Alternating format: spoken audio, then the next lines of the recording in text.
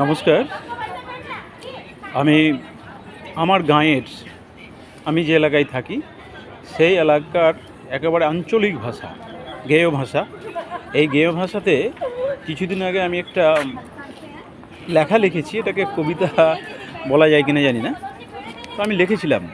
আমার এই পাশের পাড়ায় বাস করে সুদ্দা খ্যাপা সুবোধ মণ্ডল, তার সম্পর্কে আমার একটা লেখা, তো সেটা আপনাদের সামনে পাঠ করে শোনানোর চেষ্টা করছি। সুদ্দা খ্যাপা সঞ্জয় কুমার সরকার। ও ছুট্টু থেকেই আধ খ্যাপা, বকরি চড়াই আর ঘাস আনে কেটা।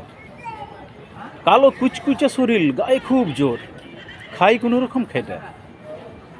বিয়া হইবার কথা লাই, তাও সুদ্দার বিয়া হইল ধুইলেনে। একদিন সুদ্দা হাঁটতে হাঁটতে শ্বশুর বাড়ি বার হলো আপনা মনে। শ্বশুর বাড়ি যাইতে পারলে না সুদ্দা, যাইতে যাইতে ঘাঁটা গেল ভুইলা। এই দিক ঘুরলে ওই দিক ঘুরলে, কোন মনে ফের 7 দিন পরে বাড়ি এলো চলে। সুদ্দার বুদ্ধি আছে মাথাতে খুব, 4-5টা গায়ে লাগলে বিহা, ও বিহা বাড়ি ভোজ খেতে যাইবেই যাইবে কোন পাক দিয়া। বরযাত্রী তাও যাবে সুদ্দা, বসবে যে গাড়ির হুঁড়ে।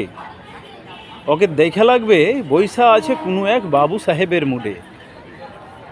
গর্ব করে কহছি যে সুদ্দা কেহুর করে না কোনো রকম ক্ষতি, পাইলে পেট ভইরা খাইতে আর কিছু চাইবে না, খুশি অতি। নমস্কার।